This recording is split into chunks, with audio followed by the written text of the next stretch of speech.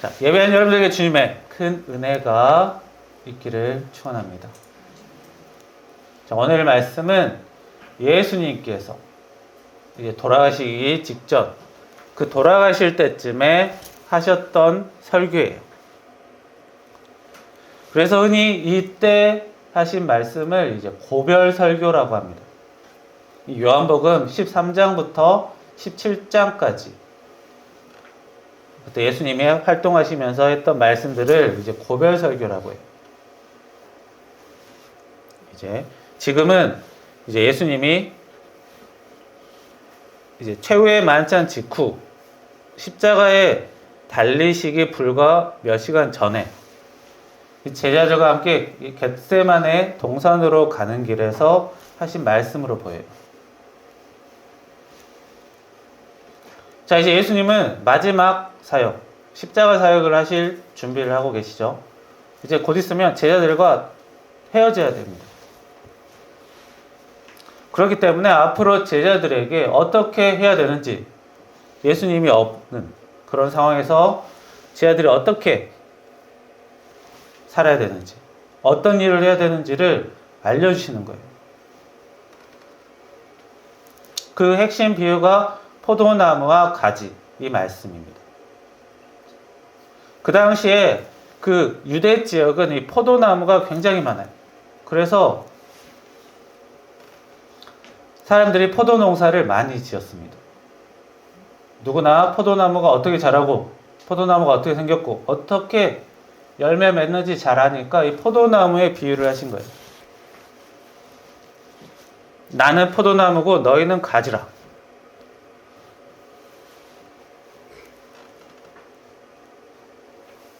나는 포도나무고 너희는 가지다. 서로 연결되어 있다는 겁니다.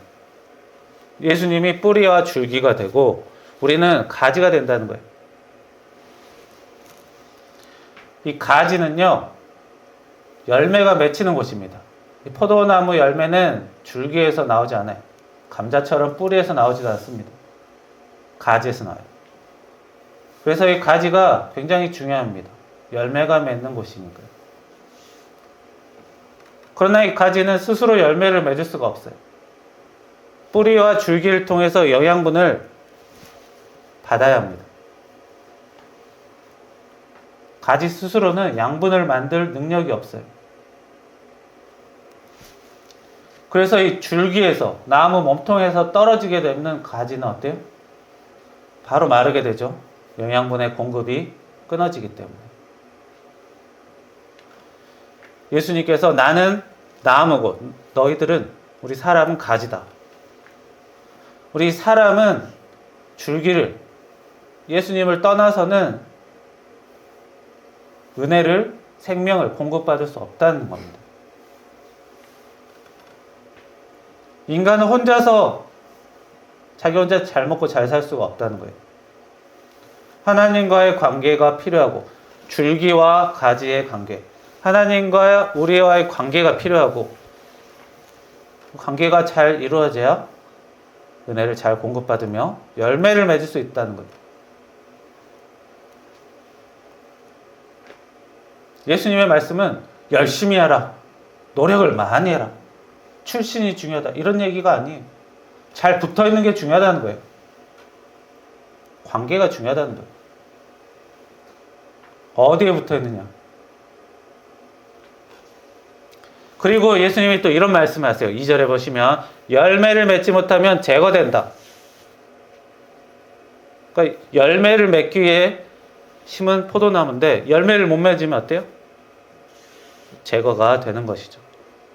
조금 두려운 말씀이기도 합니다.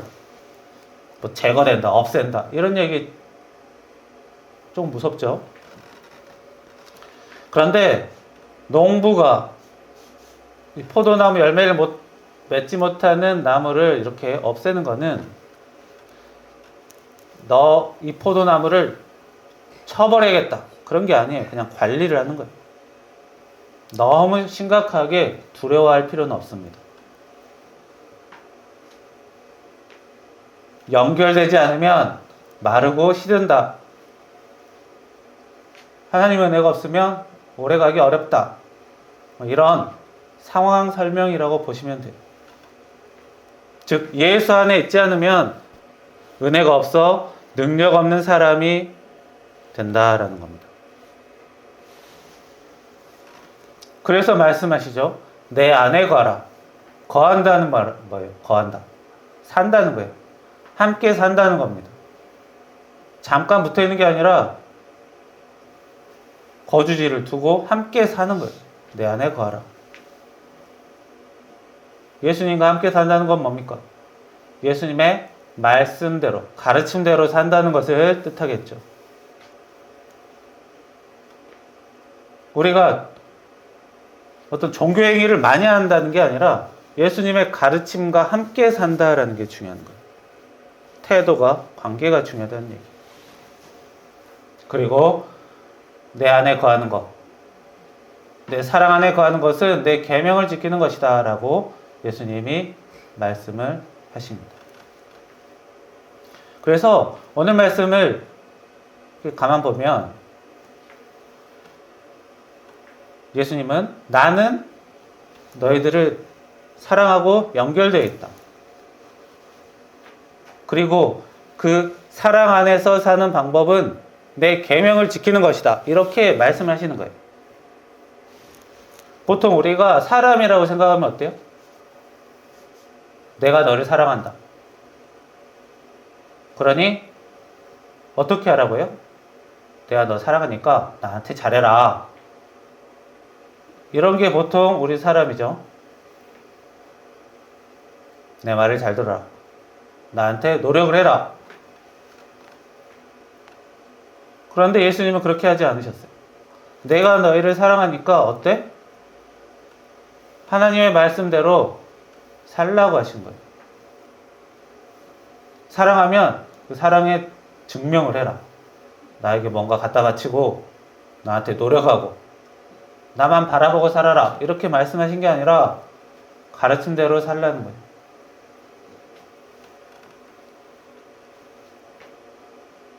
그렇다고 내가 너희 사랑해주고 은혜를 줄 테니 너희 마음대로 살아라. 이렇게 말씀하신 것도 아니에요. 예수님이 우리를 사랑하시니까 먹고 놀자? 아닙니다.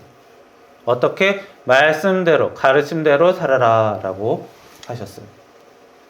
그렇다면 예수님의 가르침 무엇입니까? 예수님의 최우선적인 가장 중요한 가르침은 우리의 영혼 구원이에요. 하나님의 아들로서 십자가 제물이 되시고 우리의 죄를, 영혼의 죄를 대신해서 죽으시고 다시 부활하신, 그것을 우리가 믿음으로 우리의 죄 문제, 우리 영혼의 죄 문제가 해결되는 것입니다. 믿음의 결국 영혼의 구원을 얻으리라. 그렇다면 믿지 않는 사람은 영혼의 구원을 얻지 못하는가요? 천국에 못 간다는 거예요.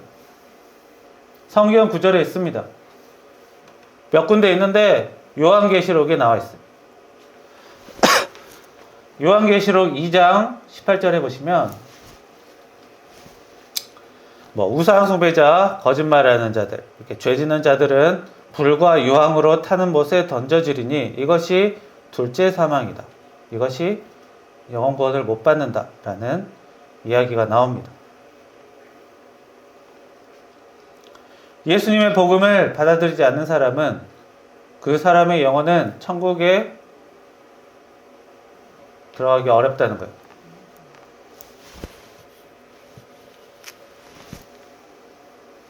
그만큼 하나님이 사람의 죄를 많이 미워하신다는 겁니다.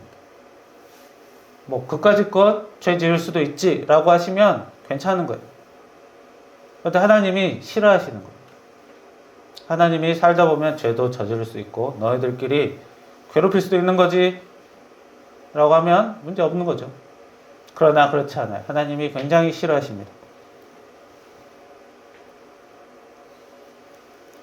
수십만의, 수천 마리의 개미가, 두 개미떼가 들판에 있다고 합시다. 개미떼가 서로 전쟁을 할 때가 있어요. 자기의 영역을 가지고. 이 개미들은 굉장히 조직이 잘 되어 있습니다. 여왕이 있고 일개미가 있고 병정개미가 있고 조직이 굉장히 어떻게 의사소통을 하는지 모르겠지만 자기 맡은 역할이 딱딱 있어요. 청소하는 개미, 음식 갖다 주는 개미, 아기 돌보는 개미, 알 낳는 개미. 딱딱 어떻게 신기하게도 크기도 각각 다르고 정확하게 체계적으로 삽니다. 그래서 이 개미들은 여왕이 죽으면 더 이상 개미가 태어나지 않기 때문에 두세 달 정도 안에 그냥 전체가 사라진다고요. 이런 개미가 서로 상대방의 영역이 겹치면 이제 전쟁을 합니다. 서로 피해가 생기죠. 그런데 이렇게 개미가 서로 싸운다고 해서 하나님이 개미들에게 벌을 주시냐? 은혜 주시지 않느냐? 그렇지 않아요. 별 상관없습니다. 그러나 우리 가족이 집에 살고 있는데 다른 가족이 갑자기 쳐들어와서 우리 가족을 해쳤어요. 몇 명은. 그럼 살다 보면 그럴 수도 있지라고 할 수 있는 문제가 아닙니다. 침범한 다른 사람들을 몰아내야 되겠죠. 벌 줘야겠죠. 하나님이 우리 사람을 어떻게 보신다? 개미처럼 보시는 게 아니라 가족처럼 보신다는 거예요. 게다가 하나님이 개미도 만드시고 우리도 만드셨어요. 다 하나님의 자녀죠. 그러나 하나님이 진정으로 자녀 삼으신 것은 우리 사람입니다. 그래서 우리 사람에게만 이 죄를 미워하시는 거예요. 우리 사람은 수명이 긴 편입니다. 단순히 수명만 긴다고 된 건 아니겠지만 수명이 길면 일단 좋은 일도 할 때가 많지만 잘못된 일을 할 때도 많아요.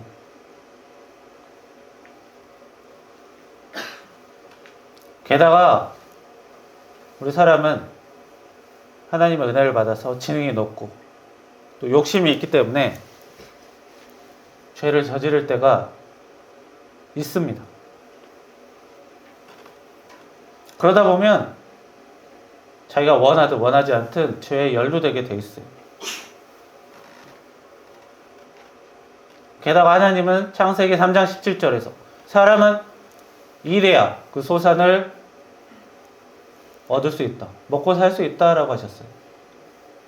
그리고 또 뭐라고 하셨죠? 창세기 2장에 보면 하나님이 세상을 만드시고 안식하셨어요. 쉬셨어요. 우리 또한 쉼이 필요하다는 거예요. 출애굽기에도 나오죠. 안식일을 지켜라. 그날은 쉬어라. 사람은 일하고 쉬고 살으라고 하나님이 명령을 하셨어요. 일만 하고 살라고 하지 않으셨고 쉬고 놀고 먹고 살라고도 하지 않으셨어요. 그래서 이 일을 안 하면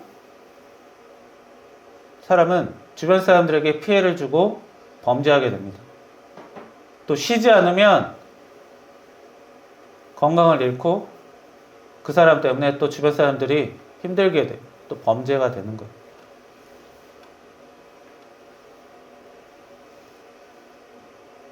특히 요즘 세대 갈수록 이제 편리한 시대가 되고 있죠. 점점 갈수록 너무 편해지고 있습니다. 예전에 돈 보낼 때마다 은행 가고 통장 정리할 때마다 은행 가던 시절이 이제 사라졌어요. 얼마 되지도 않는데.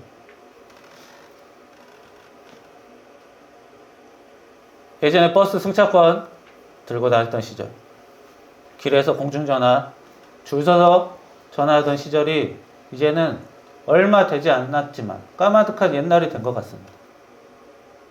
앞으로는 더 편한 시대가 돼요. 이제는 로봇가, 인공지능이 학벌이 좋은 사람의 일도, 학벌이 낮은 사람의 일도 다 대체하고 있습니다. 그러면 남은 거는 사람은 이제 노는 것밖에 남는 게 없어. 이 일은 다 컴퓨터가 해주고 남아있는 사람은 굶어 죽는 게 아니라 로봇 기계가 해준 거 먹고 살면 되는 거예요. 저는 그렇게 시대가 바뀐다고 봅니다. 그럼 그렇게 살면 막 인구가 늘어날 것 같죠? 그렇지 않아요. 잘 살면 잘 살수록, 편하면 편할수록 더 인구는 줄어듭니다.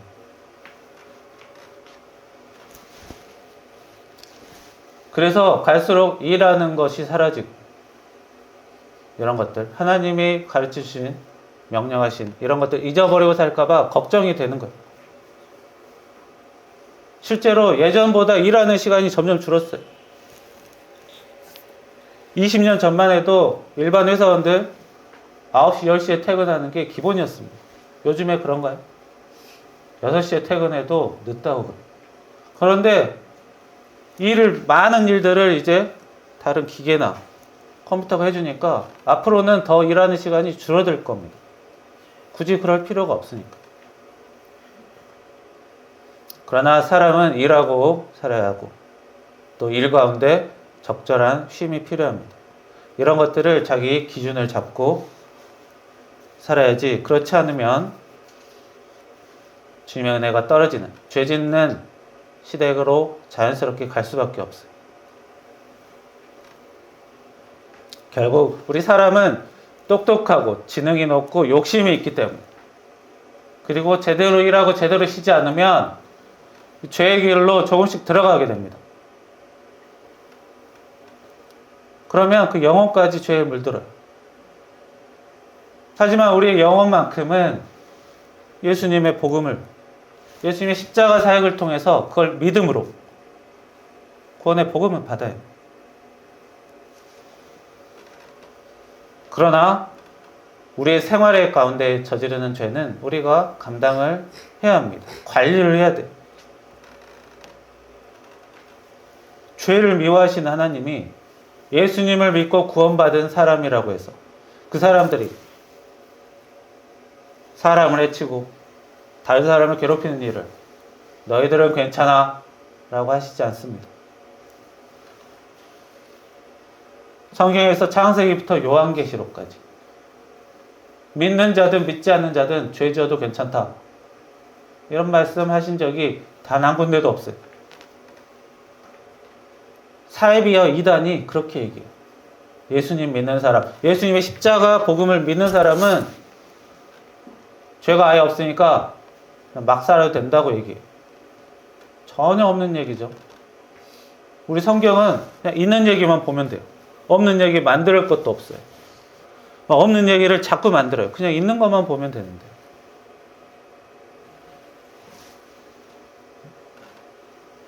이상한 말들을 막 만들어냅니다, 사람들이.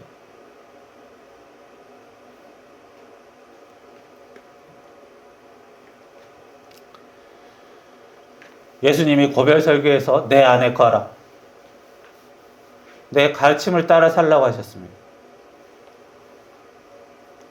사람들은 연약하니까, 죄짓기 쉽게 되니까, 욕심만 있고 머리만 좋고 제대로 일하지 않고 제대로 쉬지 못할 때 있으니까, 그러면서 죄 지을 때 있으니까 죄 짓지 않고 살라는 것 가르치신 거예요.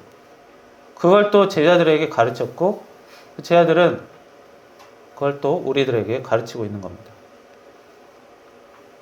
우리 사람은 완전 무결하게 살 수 없습니다. 조금씩 죄를 점검하고 회개하고 감사하고 소원하고 살아가는 것, 그것이 예수님의 가르침이에요. 우리가 함께 거해야 될, 함께 살아야 할 가르침입니다. 사람은 죄 짓지 않는 게 굉장히 중요해요. 사회생활이든 가정생활이든 자기 자신의 개인 생활이든 사실 죄만 짓지 않아도 충분히 잘 성장하고 그 조직이 잘 굴러갑니다. 사람의 개인의 죄 때문에, 그 개인의 죄 때문에 자기 자신이 죄에 물들고, 그러면 자기 자신이 성장하지 못하고 주변에 안 좋은 영향을 미쳐요. 가정에게, 자기 직장, 조직에게. 그러면서 자신과 주변 사람들을 위태롭게 만들어요. 죄라는 게 그거예요.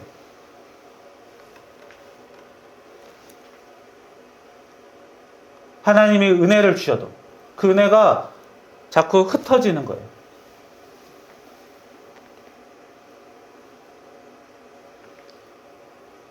기본적으로 우리 사람의 삶은 하나님이 주신 은혜를 잊어버리지 않고 갖다 버리지만 않아도 잘 살게 되어 있습니다. 욕심 때문에, 나태함 때문에 주신 은혜를 제대로 보지 못하고 제대로 쓰지 못할 때가 너무 많아요. 하나님이 주신 은혜, 예수님 가르침대로만 살면 그것이 예수 안에 거하는 일이고 은혜로 사는 일입니다. 그리고 그 예수님의 가르침은 죄 짓지 않고 사는 게 핵심이에요.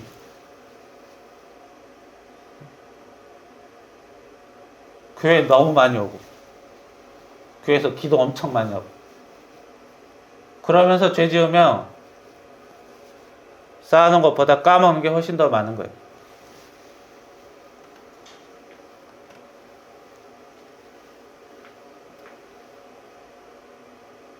영혼의 죄를 없애려고 십자가 사역을 예수님이 하셨고 우리 생활의 죄는 우리 성경 말씀 가르침대로 살면서 점점 없애가야 되고 다루어야 하고 관리해야 되는 거예요.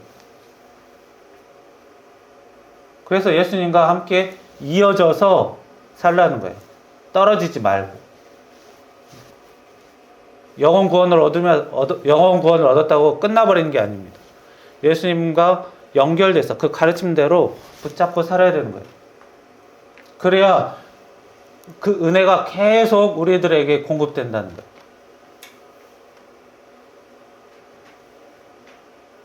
결국 하나님과의 사랑, 우리 사람과의 사랑, 죄짓지 않는 것. 너희가 내 사랑 안에 거하며 내 사랑 안에 거하는 것이 내 가르침대로 사는 것. 죄짓지 않고 사는 것을 말씀하시는 거예요. 그것을 예수님이 이제 십자가 사역 직전에 제자들에게 얘기하신 거예요. 우리들 또한 예수님의 제자로서 그 말씀을 붙들고 살아야 합니다. 굉장히 어려운 것이 아닙니다. 죄는 두 가지예요, 정말. 욕심을 너무 부리거나 하나님이 일하고 살라 했는데 일하지 않거나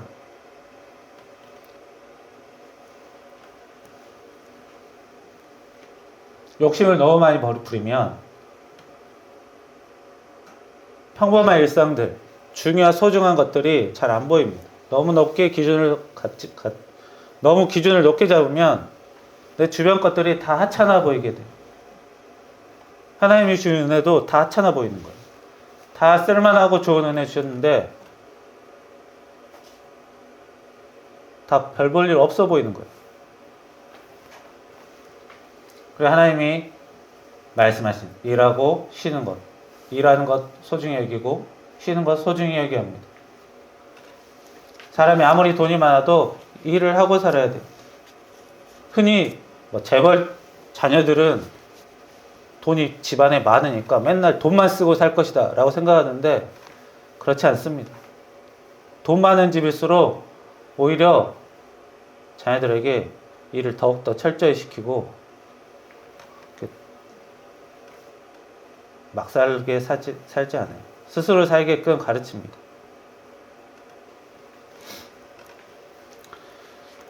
포도 열매가 아무리 크고 당도가 좋아도 땅에 떨어지고 썩어나면 굳이 큰 포도 열매 맺을 필요 없죠.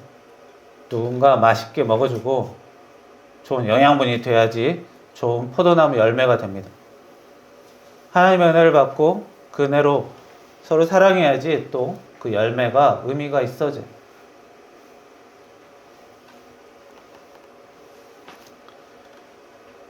우리 사람은